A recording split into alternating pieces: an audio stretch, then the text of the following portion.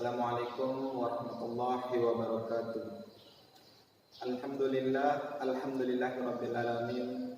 Wassalatu wassalamu ala asrofil anbiya wal mursalin wa ala alihi wa sahbihi ajma'in, amma ba'du. Saudara-saudaraku kaum muslimin wal muslimat yang insyaallah dirahmati oleh Allah Subhanahu wa taala.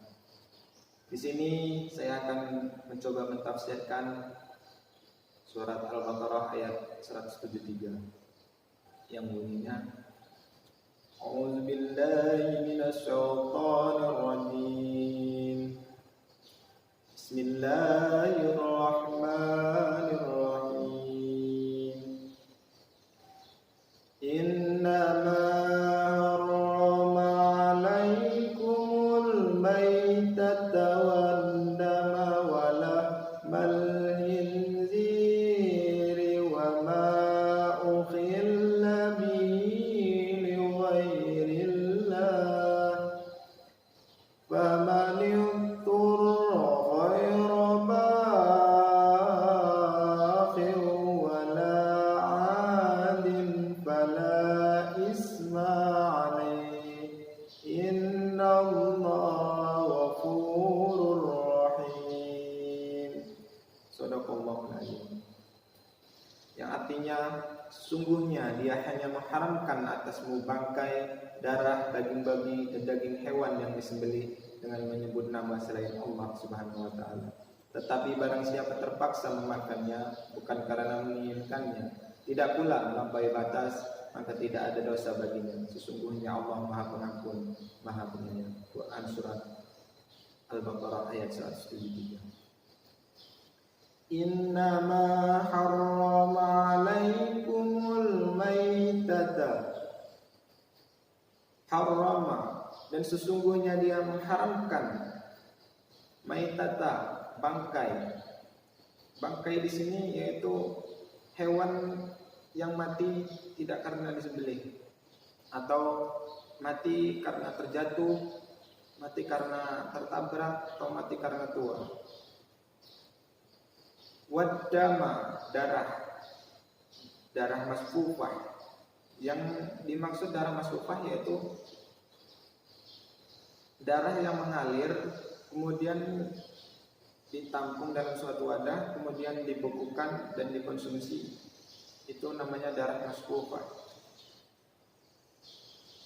Lain halnya darah yang menempel pada leher sisa sembelihan itu bukan darah masfufah. Walahmal khinziri, dan daging babi. Di sini hanya dituliskan daging babi. Bukan hanya dagingnya saja yang haram, tapi semua dari babi tersebut. Kulitnya, bulunya, taringnya, tulangnya itu haram. Dan daging hewan yang disembelih dengan menyebut nama selain Allah itu tidak boleh.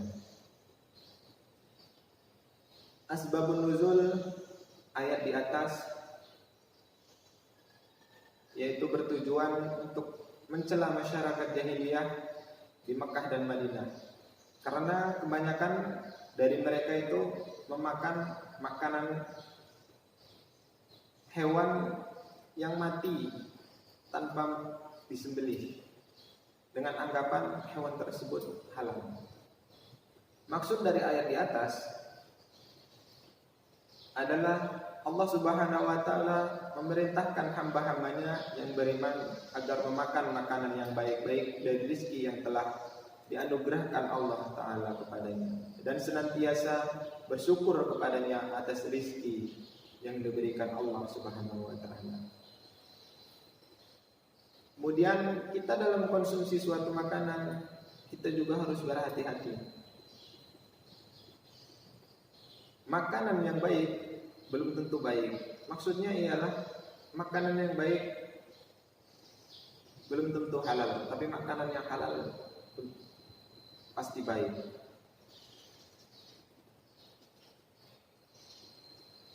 Jika kita tidak tahu makanan tersebut halal atau haram, maka kita kan dianjurkan untuk sebelum memakan kita harus membaca bismillah.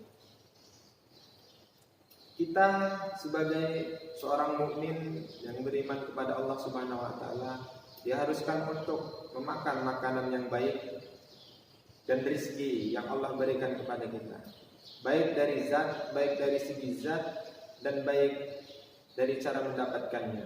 Halal dari segi zat dan halal juga cara mendapatkannya. Sekian dari saya. Jika ada salah-salah kata, saya mohon maaf, dan kepada Allah saya mohon ampun. Saya akhiri. Wassalamualaikum warahmatullahi wabarakatuh.